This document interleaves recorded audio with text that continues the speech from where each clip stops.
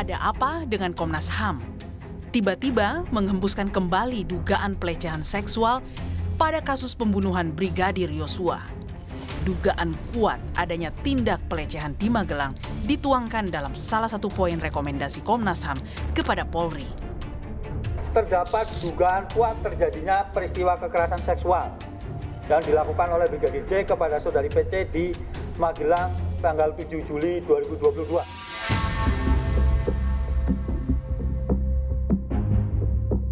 Kesimpulan Komnas HAM ini hanya didasari pengakuan Sambo dan istrinya yang turut dikuatkan pengakuan sang supir Kuat Ma'ruf dan Susi yang merupakan asisten rumah tangga Ferdi Sambo. Bukan cuma Komnas HAM, isu kekerasan seksual juga disuarakan Ketua Komnas Perempuan Andi Yentriani.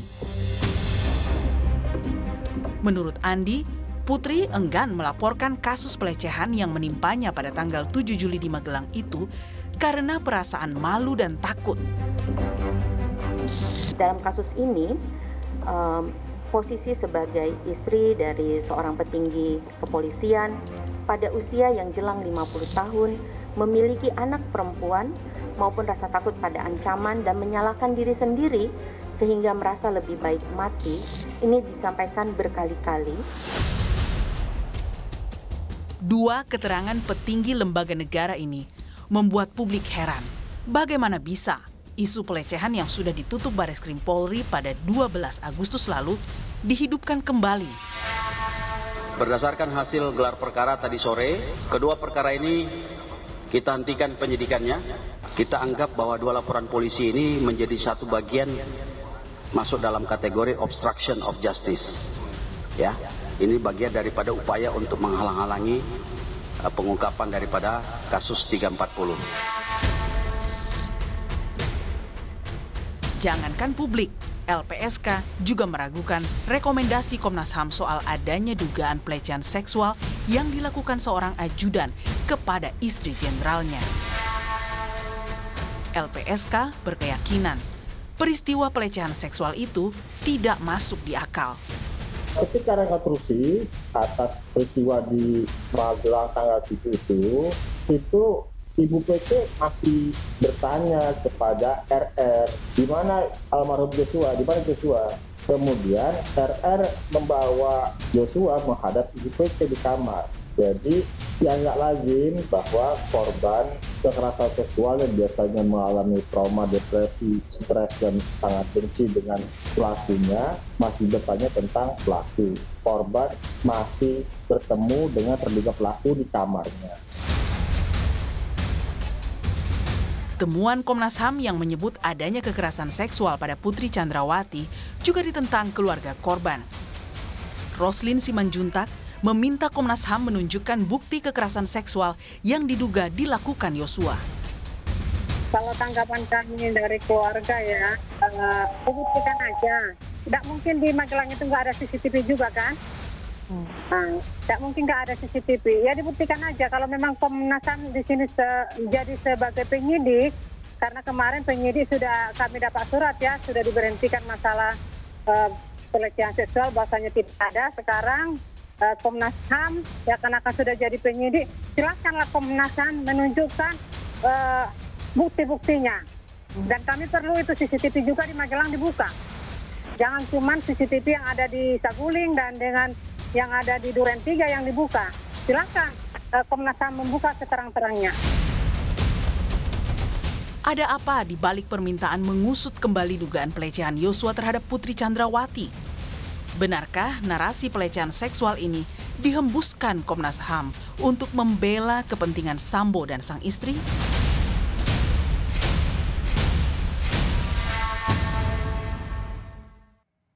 Saya sudah bersama Ketua Komnas HAM, Ahmad Taufan Damanik. Pak Taufan, terima kasih sudah di Rosi. Ya, sama-sama.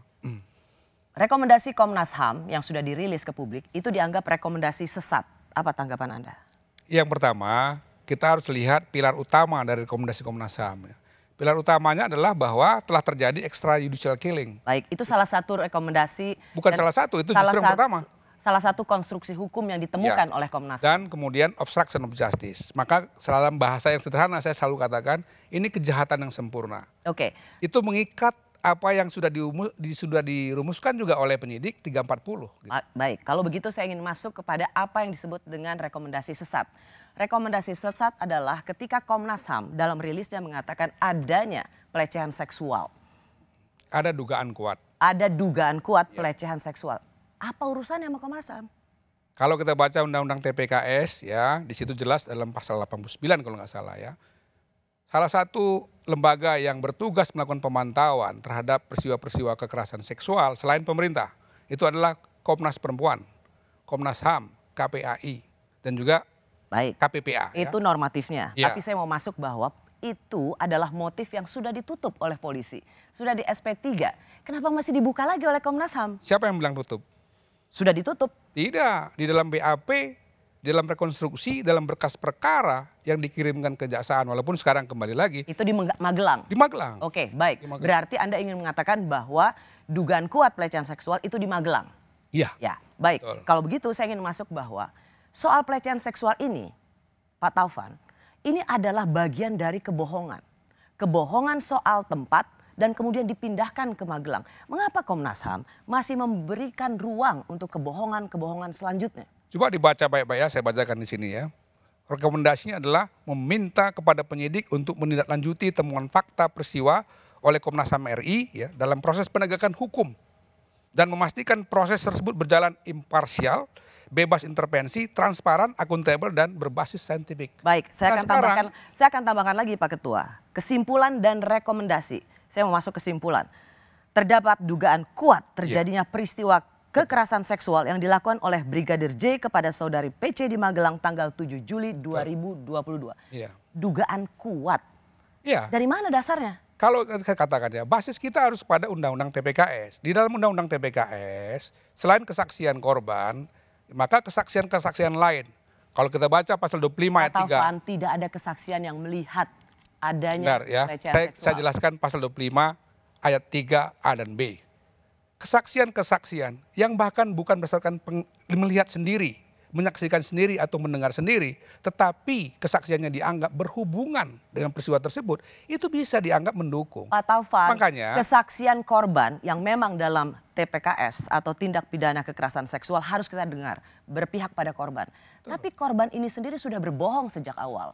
Ia mengatakan disuruh berbohong. Jadi kalau ia memberikan kesaksian bahwa ada pelecehan seksual, bagaimana Komnas HAM bisa yakin dia tidak bohong lagi? Saya tidak mengatakan kita 100% yakin, makanya kita katakan kalau ada begitu dugaan. mengapa Komnas HAM mengatakan ada dugaan kuat? Dugaan kuat dari seorang yang bersaksi bohong dari pertama kali. Tapi kan dimungkinkan juga bahwa dia juga di bawah tekanan kan dari suaminya. Karena ada keterangan yang kami dapatkan, 2 BAP pertama, dia hanya suruh tanda tangan. Itu kan juga, Rosi, kita juga harus punya empati ya kepada, meskipun belum tentu benar, siapa saja, apalagi ini perempuan. Kita harus punya empati juga. Pak. Tapi saya juga ingin mengatakan, saya juga berempati pada seorang ibu yang kehilangan anaknya terbunuh, ditembak dengan bertubi-tubi. Makanya kami katakan extrajudicial killing, supaya 340 nggak bisa lari lagi dari situ. Tapi Bapak juga langsung mengatakan bahwa setelah berdasarkan hasil otopsi pertama dan kedua, tidak ada penyiksaan, itu akan saya tanyakan berikutnya. Extrajudicial killing dan obstruction of justice ya. Obstruction of justice, tapi juga terjadi dugaan kuat terjadinya peristiwa kekerasan seksual. Iya. Komnas HAM ingin membuat satu skenario sejalan dengan apa yang dilakukan oleh Sambo untuk membebaskan dia dari hukuman maksimal. Komnas HAM tidak ada seperti skenario. pengacara Sambo. Tidak ada skenario, tidak ada upaya pembelaan. Kami berangkat dari fakta-fakta. Ada kesaksian. Kemudian ada dukungan-dukungan kesaksian lain sesuai dengan pasal 25. Oke, apa? Apa kesaksian apa? Kesaksian apa? Bahwa mereka melihat Ibu Putri menangis dalam kondisi yang di Magelang nih ya? Iya di Magelang. Yang Duren 3 sudah tutup, sudah jelas nggak ada. Kemudian juga dari saksi lain. Kemudian kami juga meminta keterangan dari psikolog klinis yang mendampinginya. Ada 2 orang ya.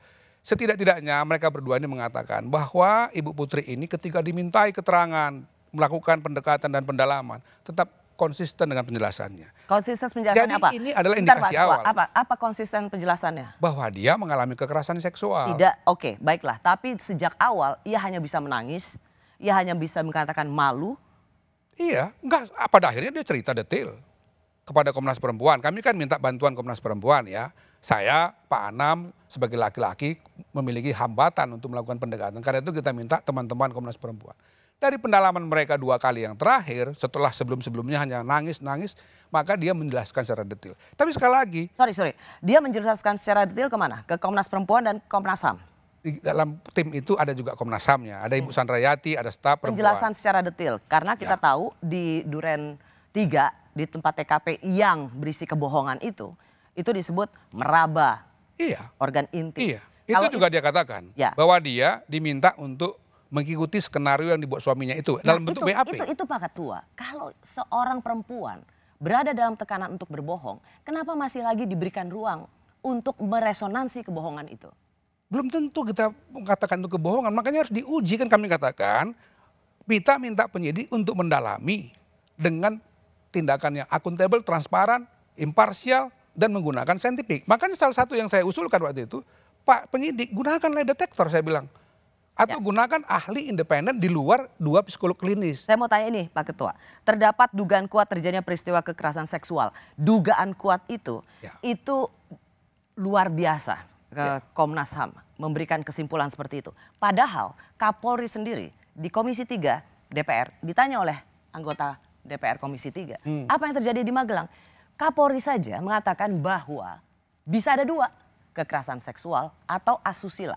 Oke, dalam bahasa awam. Bisa asusila, bisa kekerasan seksual toh? Ya, pelecehan artinya 50-50 kemungkinannya. Sebentar, tetapi artinya soal kekerasan seksual, pelecehan seksual itu tidak ada konsen atau tidak ada persetujuan dari korban. Tapi asusila bisa juga diartikan adanya konsen atau persetujuan. Nah, kenapa Komnas HAM langsung jumping to conclusion bahwa ini soal pelecehan seksual, tidak ada konsen. Padahal Kapolri saja membuka ruang lebih untuk menyelidiki kalau motif. Kita baca baik-baik laporan kami, extrajudicial killing, kami firm. Untuk extraordinary obstruction of justice, kami firm. Tapi untuk kasus dugaan kekerasan seksual, kami menggunakan kata-kata dugaan. Ya, dugaan kuat Bapak Ketua. Iya. Dugaan kuat. Anda sendiri melampaui apa yang dikatakan oleh Kapolri. Kapolri sendiri masih menyebut terminologi hukum asusila. Coba perhatikan rekonstruksinya baik-baik. Ada nggak? Bahkan tim penyidik itu mundur mulai dari tanggal 4. Tanggal 4 ada satu tindakan yang... Ya, tapi dalam rekonstruksi tidak ditampilkan apa yang terjadi di Magelang yang disebut sebagai motif. Ada. Saya akan tanyakan itu nanti. Tapi saya ingin jawab, Bapak menjawab pertanyaan saya. Komnas HAM ini mau jadi pengacara Sambo? Membebaskan dia dari hukuman? Saya bilang kalau saya jadi pengacara Sambo atau Komnas HAM jadi pengacara Sambo, kami nggak bilang extrajudicial killing, tidak bilang bahwa obstruction of justice. 2 ini satu kesimpulan yang kami firm. Tapi Anda ingin, tidak ada dugaan-dugaan lagi. Meresonansi soal motif Sambo yang bisa mengakibatkan ia tidak mendapat hukuman maksimal di pengadilan. Oh nggak mungkin. Obstruction of justice itu begini. Saya jelaskan ya. Tidak boleh perlu. Ya, saya itu saja. Bahwa Anda, Komnas HAM ingin boleh nggak saya jelaskan obstruction of justice itu apa? Hukum maksimal untuk Sambo. Obstruction of justice itu adalah seseorang atau sekelompok orang yang memiliki otoritas tertentu sebagai aparatur negara, tapi bukan state crime ya, individual, tapi dia melekat jabatannya. Dia kadif propam, punya bintang 2, punya pistol dan macam-macam.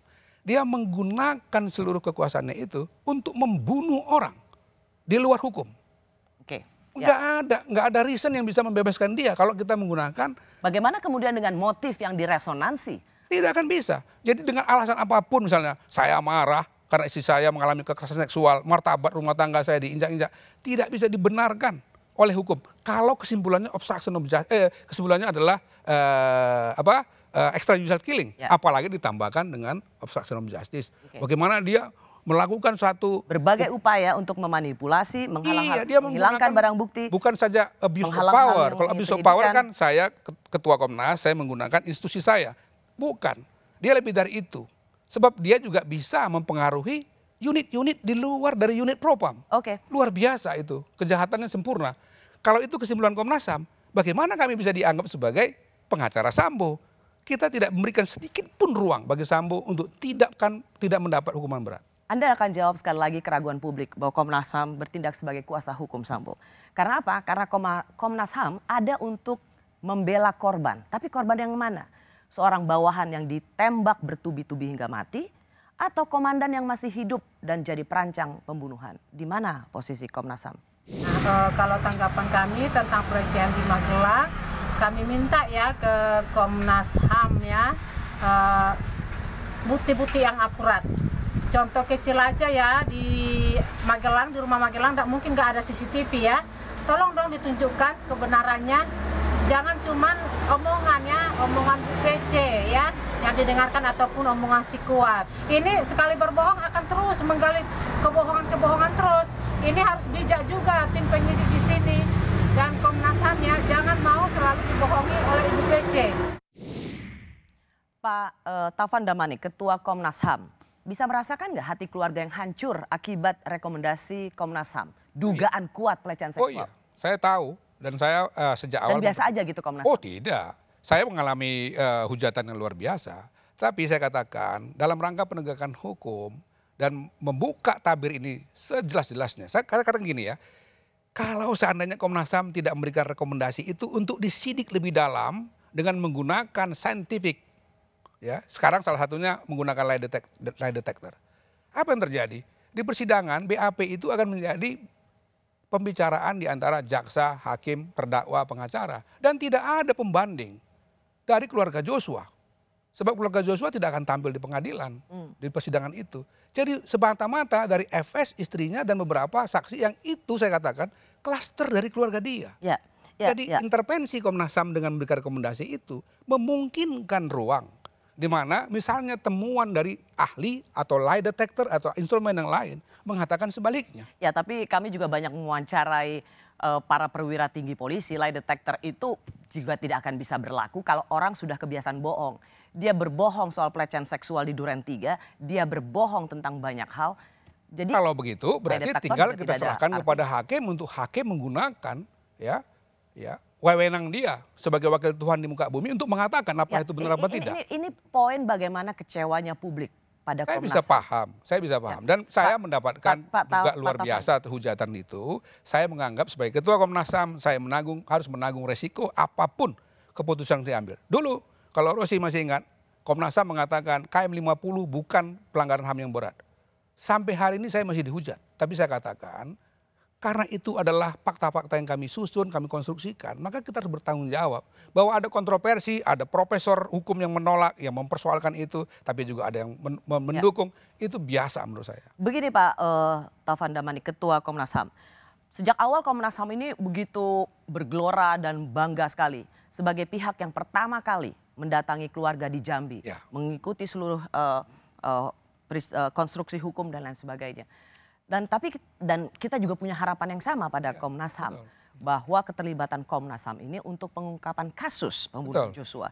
Tapi tiba-tiba langsung dibilang bahwa ada dugaan kuat pelecehan seksual. Saya mau masuk ke sini dulu karena ini adalah ritme atau melodi yang selalu dikumandangkan oleh Ferdy Sambo sebagai alasan dia membunuh. Lalu Pak Taufan Damanik, untuk apa sih Komnas HAM tadi sudah katakan ya, ngomong begini? Untuk alasan bagi Ferdy Sambo melakukan pembunuhan itu tidak bisa diterima lagi. Kalau kita begitu kenapa ini jadi rekomendasi Komnas HAM? Karena ini juga menyangkut nama baik almarhum Joshua dan keluarganya. Kenapa harus bilang ada dugaan kuat? Kenapa? Kenapa Komnas HAM tidak memberikan rekomendasi? Boleh saya jelaskan undang-undang itu? Saya ingin menjelaskan dulu. Iya. Karena saya ingin supaya Bapak juga tahu bagaimana kekesalan publik terhadap rekomendasi. Iya, saya paham. Saya bahkan menerima resikonya. Saya menerima resikonya. Tapi saya ingin jelaskan pada publik juga bahwa di dalam pasal 25 ayat 3A dan B itu, ya memang dengan berdasarkan keterangan saksi korban, dengan ditambah beberapa keterangan-keterangan lain ya, yang tidak mesti dia harus menyaksikan. Itu bunyi undang-undangnya Rosi. Itu bunyi undang-undangnya. Karena dasar itu kita mengatakan ada dugaan kuat. Tetapi itu kita usulkan untuk dicek ulang oleh penyidik dengan menggunakan pendekatan saintifik. Apakah misalnya mengundang ahli yang lain atau menggunakan instrumen, boleh saja nggak percaya lie detector. Alat apa lagi yang bisa digunakan untuk memastikan apakah Ibu PC ini bohong atau tidak. Kalau seandainya dia berbohong. Itu tadi yang saya bilang Pak Ketua, bahwa lie detector itu juga jangan satu-satunya. Orang kalau udah biasa bohong ya biasa aja bohong. Betul, gitu. Berarti bisa digunakan alat lain. Tapi yang penting pendekatan saintifik untuk memastikan apakah orang ini memberikan keterangan yang benar atau tidak. Kalau bohong, Dia bagian dari obstruction of justice. Ada kejanggalan bahkan oleh lembaga negara sekalipun soal dan berbeda dengan Komnas HAM. Misalnya LPSK. Kita dengarkan lagi ya Pak Taufan Damanik. Ini dia. Faktanya bahwa TKP di Magelang itu adalah rumah kediaman Ibu PC dan Pak FS, ya. Artinya TKP itu dalam penguasaan Ibu PC, ya, bukan penguasaannya Joshua. Yang kedua, yang umumnya terjadi pada kekerasan seksual itu ada relasi kuasa. Ya, posisi pelaku lebih dominan dibanding korban. Hal ini juga tidak terpenuhi karena terduga pelaku almarhum Joshua itu kan ADC, supir. Yang ketiga, itu bukan rumah kosong. Di rumah itu ketika diduga ada peristiwa itu kan ada KM dan S. Jadi rasanya nekat sekali kalau almarhum Joshua melakukan kekerasan seksual. Ketika rekonstruksi ya atas peristiwa di Magelang tanggal 7 itu, Ibu PC masih bertanya kepada RR, ya, di mana almarhum Joshua, di mana Joshua. Kemudian RR membawa Joshua menghadap Ibu PC di kamar. Ya nggak lazim bahwa korban kekerasan seksual yang biasanya mengalami trauma, depresi, stres, dan sangat benci dengan pelakunya masih bertanya tentang pelaku. Pak Ahmad Taufan Damanik, Ketua Komnas HAM, kok kejanggalan seperti ini nggak bisa dilihat oleh Komnas HAM? Kalau kami nggak merasa ada kejanggalan, kami akan membuat kesimpulan sama dengan extrajudicial killing. Yang itu kami firm 100%. Karena itu kami masih menyediakan ruang ya untuk melakukan satu pengujian apakah ini valid atau tidak. Itu kan jelas. Ya tapi sekali lagi saya katakan ya, ada langkah lebih baiknya kalau kemudian itu diuji. Kalau tidak, itu akan tampil di persidangan. Terdakwa yang namanya FS dengan terdakwa satu lagi yang nama istrinya, ditambah berapa orang ajudan dan pembantunya, ditambah lagi yang lain-lain, itu akan memberikan keterangan yang seragam. Kenapa menurut Anda urus ini penting untuk ditindaklanjuti? Bukankah dalam hukum pidana, apalagi dengan pasal hukum pembunuhan berencana, motif menjadi sesuatu yang tidak penting? Kenapa ini harus digaungkan terus? Saya tidak melihat itu sebagai motif, sebagai isu hak asasi manusia. Kekerasan seksual itu isu hak asasi manusia. Nah, Bapak bilang isu kekerasan seksual itu isu hak asasi manusia. Berarti Anda sudah berpihak pada Bu Putri dan bukan berpihak pada kita harus gini, ada orang yang mengklaim dirinya sebagai korban. Sebaliknya ada orang yang diklaim ini berbohong. Bukan, tunggu dulu. Ada orang yang diklaim sebagai pelaku. Harus dibuktikan. Kalau seandainya ternyata tidak benar. Orang yang diklaim melakukan pelecehan seksual sudah mati, Pak. Dia tidak bisa melakukan. Makanya salah satu-satunya untuk memulihkan nama baiknya adalah pembuktian yang secara ilmiah tadi itu. Pak, pembuktian itu bisa saja dengan common sense. Tanpa harus meresonansi motif untuk menjadikan alasan pembunuhan menembak bertubi-tubi. Misalnya, kalau dia menjadi korban, dia tidak akan menghilangkan barang bukti. Sejak awal Komnas HAM sudah mengatakan semua percakapan alat komunikasi itu sudah hilang. Iya. Kalau dia korban yang ingin dibela, dia tidak akan merusak TKP. Kalau dia korban yang harus dibela. Siapa yang bisa membuktikan bahwa Ibu Putri merusak TKP? Yang merusak TKP itu FS loh. Ya. Belum tentu ya apa yang dilakukan kejahatan dilakukan oleh suaminya berarti juga kejahatan dilakukan istrinya. Ya. Belum tentu. Kalau memang betul ada pelecehan seksual pada istrinya, buat apa dia menghapus TKP? Buat apa dia merekayasa kasus? Buat apa dia menghalang-halangi? Yang dirusak TKP-nya itu yang di Duren 3 yang memang tidak ada peristiwa itu. Tidak ada. Betul. Tetapi kan on top of that atau apapun di atas itu karena apa yang disebut dengan pelecehan seksual versi Sambo. Dan ini diresonansi oleh Komnas HAM. Kenapa diresonansi? Kita bilang tadi ada dugaan kuat. Dugaan kuat itu menyakitkan hati keluarga, Pak. Saya tahu, tapi itu lebih baik pilihannya daripada kita biarkan saja nanti di persidangan para terdakwa yang sekaligus menjadi saksi ini akan saling memperkuat kesaksian mereka. Dan itu akan merugikan saudara Joshua. Kalau dari kesaksian mereka nggak ada yang melihat adanya pelecehan seksual, itu cuma kesaksian tunggal saja. Kesaksian Kenapa tunggal, itu ditelan mentah-mentah? Ada kesaksian dari Susi, ada dari KM yang mengatakan. Kuat hanya melihat ibunya menangis, tidak melihat. Betul, menangis. makanya tadi saya katakan. Menangis karena apa? Pahami pasal 25 ayat 3 A dan B yang mengatakan kesaksian yang mendukung kesaksian korban itu tidak mesti dari kesaksian yang melihat langsung atau mendengar langsung, tapi keterangannya berhubungan. dengan apa yang disebut sebagai peristiwa itu. Ini yang harus diuji. Kalau tidak, dia akan terjadi di persidangan dengan satu sama lain mereka akan saling memperkuat. Itu menurut saya akan merugikan justru bagi kemungkinan lain bahwa itu tidak terjadi. Dan kalau tidak terjadi, ada dua yang harus dijawab. Ada dua yang harus dijawab. Pertama, berarti Ibu Putri melakukan obstruction of justice. Yang kedua, ikut serta untuk merancang dan menghalang-halangi penyidikan. Berarti dia bagian dari itu. 340-nya genap berarti. Yang kedua, berarti ada motif lain yang selama ini diomongkan bla bla segala macam itu harus tugas penyidik untuk membuka. Kalau enggak, mana mungkin ada orang membunuh tanpa motif. Saya ada pertanyaan soal ini, soal kelanjutannya. Tapi saya ingin Bapak juga menjawab soal kritik dari pengacara keluarga Yosua ini katanya. Karena dalam posisi ini seolah-olah Komnas HAM ini sudah Pak seperti penyidik yang menyimpulkan sesuatu hal. Dasar apa yang digunakan Komnas HAM untuk menyimpulkan hal tersebut? Apakah Komnas HAM ini sudah memiliki laboratorium forensik untuk menguji hal tersebut? Apakah menerima hasil daripada visum et repertum? Kalau itu nanti juga harus dipertanyakan berarti kesimpulan Komnas HAM yang tadi firm extrajudicial killing. Apakah teman-teman pengacara mempertanyakan? Kan tidak, justru setuju.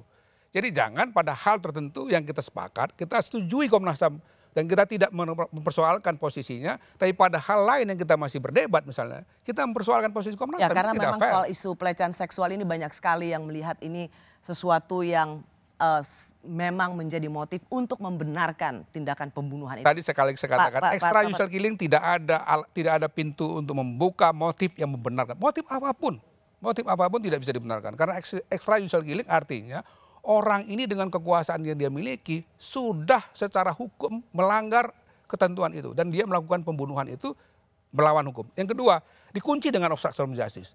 Itu kejahatannya saya katakan sempurna. Oke, ya. Nggak bisa lagi. Kita lihat bagaimana kritik pada Komnas HAM. Dari Reza Indragiri, psikolog forensik. Saya berpikir bahwa ketika pernyataan tentang dugaan kuat kekerasan seksual itu dilontarkan oleh Komnas HAM dan Komnas Perempuan, maka justru lontaran pernyataan semacam itu akan bisa dimanfaatkan untuk mencapai kepentingan-kepentingan tertentu oleh PC. Misalnya untuk menyetir opini publik dari yang semula antipati, barangkali akan ada yang jatuh simpati. Demikian pula di sidang nanti, kita tahu bahwa PC terancam hukuman mati, hukuman seumur hidup, dan hukuman 20 tahun penjara sesuai pasal 340 KUHP. Tapi andaikan PC nanti membela diri dengan mengklaim bahwa dia sesungguhnya adalah korban dalam peristiwa ini, maka bisa saja kemudian hakim tanda petik teryakinkan untuk mengatakan atau untuk menyimpulkan bahwa ternyata ada hal yang sifatnya meringankan, sehingga alih-alih dihukum berat, boleh jadi kepada PC diberikan hukuman yang lebih ringan. Seperti yang tadi saya tanyakan pada Bapak, memang Komnas HAM jadi kayak pengacaranya Sambo. Siapa bilang, saya katakan tadi dua kesimpulan pertama, itu jelas ponis atau kesimpulan final yang diambil Komnas HAM. Nggak bisa bergerak dari situ. Pak, mengapa tidak menulis rekomendasi seperti ini? Bahwa menyelidiki apa yang terjadi di Magelang tanpa langsung mengatakan ada dugaan kuat. Itu berarti Anda bicara tentang artikulasi kan? Bukan bicara tentang substansinya. Tidak, saya berbicara soal supaya Komnas HAM ini nggak sok tahu. Nah, saya yang mengatakan kita bicara tentang keadilan. Yang paling adil adalah menguji lebih mendalam apa yang sekarang dianggap sebagai dugaan kuat. Ya, kita sama-sama ingin menguji, tapi jangan dikunci dengan dugaan kuat pelecehan seksual dong. Orangnya udah mati, dia nggak bisa bela diri, Pak Ketua.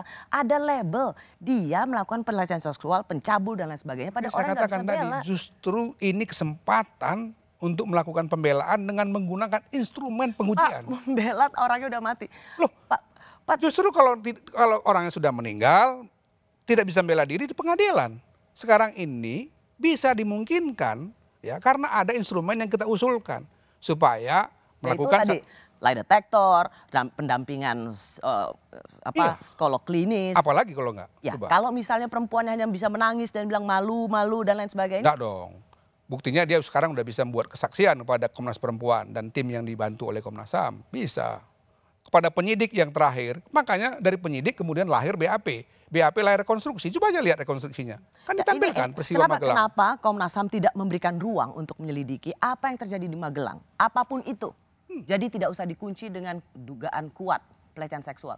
Termasuk dugaan kuat asusila atau perbuatan asusila by consent atau atas kesadaran masing-masing. Kalau kita bicara asusila itu bukan ranah HAM.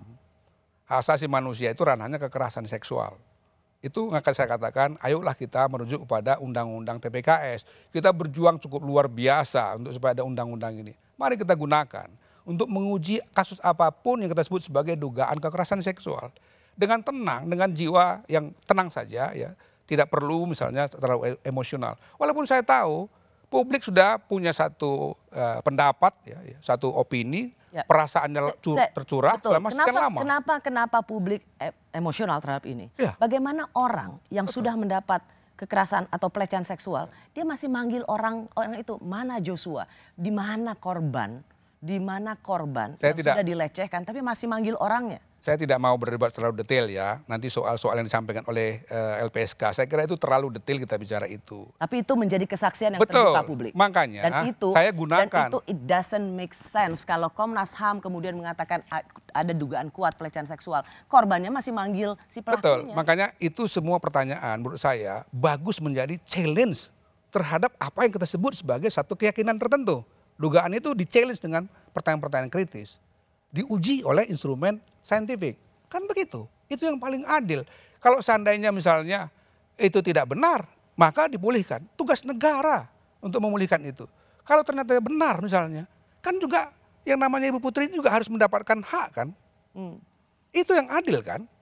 Kan adil tidak bisa kita katakan hanya kepada ini dan kepada itu. Tapi kepada semua orang. Ingat, saya waktu... Adil kepada tidak ini. Tapi Komnas HAM sudah berbuat tidak adil pada keluarga korban.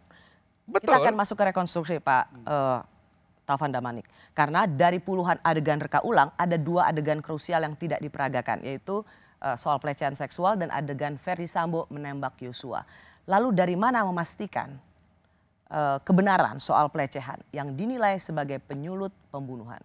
Saya bersama Ketua Komnas HAM, Bapak Taufan Damanik. Pak Taufan, kita mau masuk soal rekonstruksi ulang. Ya. Tidak ada penggambaran soal dugaan pelecehan seksual di Magelang. Itu memang ditolak atau sengaja dihilangkan? Penyidik kami tanya menurut mereka karena itu tidak etis. Ya, bisa dari kategori porno aksi lah ya gitu. Makanya yang ditampilkan adalah paskanya atau peristiwa tanggal 4 yang mereka anggap itu sebagai indikasi awal saja.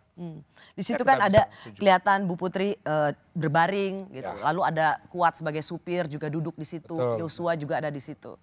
Dalam ceritanya setelah itu terjadi katanya Susi mendengar suara tangisan, dia panggil Kuat, kemudian mereka bertanya. Di kamar istri Jenderal Bintang 2 Kadif Propam ya? Waktu mereka ketemu itu di luar kamar, dia sudah di depan kamar mandi. Kemudian diantar ke kamar, mereka bicara. Dalam keterangan 2 saksi ini, Ibu Putri mengatakan bahwa dia mengalami tadi yang disebut sebagai pelecehan seksual itu atau kekerasan seksual itu. Kemudian saudara almarhum Joshua dipanggil. Sorry, dari mana Komnas HAM ikut tahu bahwa ada kesaksian Kuat dan Susi itu diceritakan oleh Bu Putri? Karena kami ikut kesaksian yang lain mengatakan bahwa hanya tahu nangis, tidak diceritakan pada 2 orang ini. Enggak, pada 2 orang ini mereka ceritakan. Ricky yang kemudian hanya datang ke situ, dia tidak tahu menahu apa yang terjadi. Bukan Pak, Kuat dan Susi hanya tahu ibu ini menangis. Ya. Tapi sekarang Pak Ketua mengatakan bahwa Bu Putri menceritakan apa yang terjadi pada 2 orang ini. Ya, begitu versi Ibu Putri ya. Oke, versi makanya Ibu sekarang Putri. Kalau kita mau menguji itu semua harus ada pendalaman yang lebih jauh. Bisa menggunakan pendekatan dengan ahli atau yang lain. Ya, saya tahu itu Pak. Tapi begini, Magelang dianggap sebagai salah satu biang keladi atau motif mengapa pembunuhan itu terjadi. Mari kita kembali ke maju untuk di mana TKP itu terjadi. Tanggal 8. Tanggal 8, ya. Di lantai 3 setelah PCR. Betul. Ya, di situ ada Sambo dan istrinya di situ. Dan kemudian ada kesaksian juga bahwa termasuk dari Richard Eliezer yang dijanjikan uang. Berarti di lantai 3 ini juga terdengar, apakah dalam rekonstruksi itu bisa Anda dapatkan bagaimana ada rancangan pembunuhan di lantai 3 itu? Sebetulnya kalau di rekonstruksi itu rancangan itu ada di kepala Sambo. Kemudian setelah dia mendengarkan keterangan istrinya bahwa istrinya mengalami satu peristiwa pelecehan seksual di Magelang. Kemudian dia memanggil anak buahnya dari mulai KM, Ricky, dan Richard. Ricky kemudian menolak untuk menembak Richard, kemudian mengatakan kamu akan saya lindungi. Rekonstruksi ya. Gitu. Di situ tidak ada cerita tentang uang. Pasca itu baru ada cerita tentang uang. Dalam rekonstruksi itu. Artinya sebenarnya dalam kesaksian maupun dicocokkan dalam rekonstruksi di lantai 3 itu ada upaya atau sudah terjadi perencanaan pembunuhan. Oh iya, dari Sambo. Kepada Komnas juga dia mengakui bahwa dia otak pembunuhan itu. Korban pelecehan seksual juga dianggap atau bisa ikut terlibat dalam bagian merencanakan pembunuhan. Karena dikenakan sekarang oleh penyidik pasal 340. Dan itu hak penyidik, tentu saja kita dalam banyak kesempatan campuri. Anda mengatakan Anda mencurigai tembakan ini bisa bertubi-tubi. Sampai saat ini ada 2 versi di rekonstruksi. Sambo tidak mengakui. Tidak mengakui. Dia bilang dia hanya memerintah. Tetapi kami menemukan bukti-bukti dari otopsi maupun otopsi ulang maupun uji balistik bahwa jenis pelurunya bukan satu. Karena itu tidak mungkin dari senjata yang satu, tapi pasti dari lebih dari satu senjata. Lebih dari satu senjata, lebih dari 2 senjata. Bisa jadi lebih dari 2 senjata. Makanya saya munculkan juga misalnya kemungkinan ada pihak ketiga. Dan kalau kita baca komentar dari Pak Kabar Reskrim, sebagai sebuah analisis Ketua Komnas HAM itu sah saja dia bilang. Tetapi sekali lagi saya ingin penyidik juga mendalami kemungkinan ada pihak ketiga yang melakukan. Jadi dari animasi yang dikirimkan atau dirilis oleh Mabes Polri atau dalam hal ini Barreskrim itu tidak sama dengan konstruksi. Karena dalam animasi yang dirilis oleh Barreskrim itu Sambo menembak. Ketua Komnas HAM mengatakan bahkan bisa ketiga. Jadi Anda sekarang menggunakan terminologi kuat dugaan. Kuat dugaan ada penembak ketiga. Dan itu tapi saya belum bisa memastikan siapa ya, gitu ya. Tetapi artinya pasti salah satu di antara yang ada di situ. Termasuk Ibu Putri. Iya. Makanya saya katakan juga berkali-kali, saya mungkin dibaca ya, bisa recordnya diambil. Saya selalu katakan, saya belum begitu meyakini konstruksi peristiwa yang dibuat oleh penyidik sekarang. Karena masih sangat bergantung kepada keterangan demi keterangan. Mestinya didukung oleh alat bukti lain untuk membuktikan precisely. Baru kali ini saya mendengar misalnya Pak Taufan Damanik mengatakan bahwa tidak mungkin cuma satu. Ya kan? Pasti tidak satu. Richard juga mengatakan Sambo menembak. Tapi Anda mengatakan saya bicara dengan Richard hampir 5 jam. Saya menangkap sejak awal bahwa dia diskenariokan. Makanya waktu itu saya langsung bertemu dengan Pak Mahfud. Saya katakan Pak Mahfud, Richard harus dipisahkan.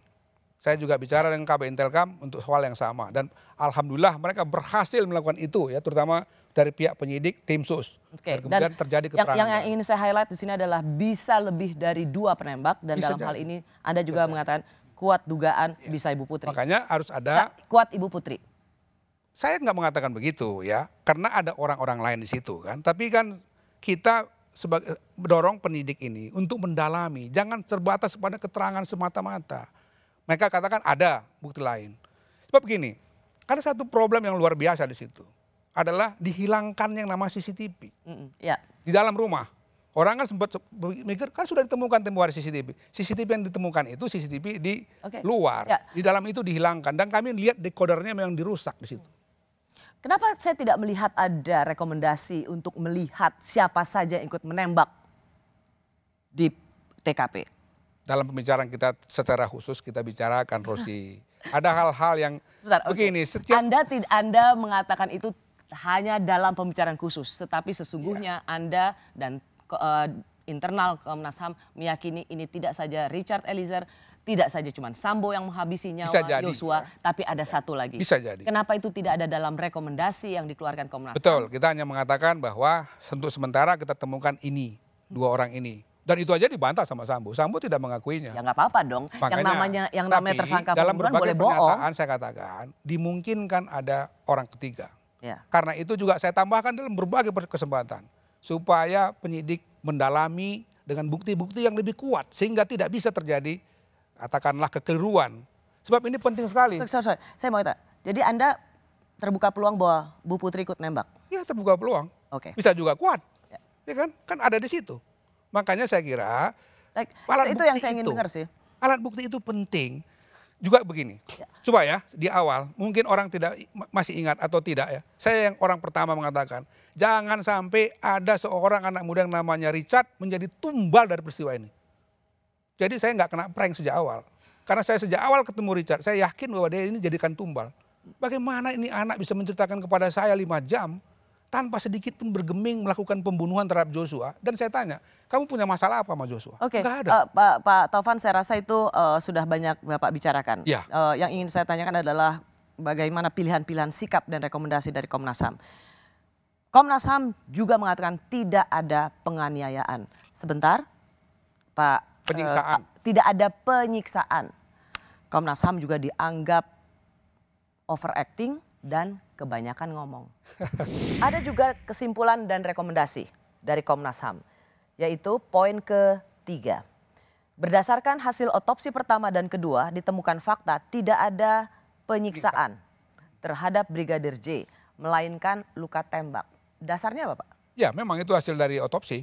Otopsi yang pertama maupun kedua kami menemukan hal yang sama. Ya. Kemudian, tapi hasil otopsi itu, Pak Taufan Damanik, adalah penyebab kematian itu adalah luka tembak. ya, Bukan berarti tidak ada penyiksaan. di mana ada penyiksaannya? Bisa nggak ditunjukkan?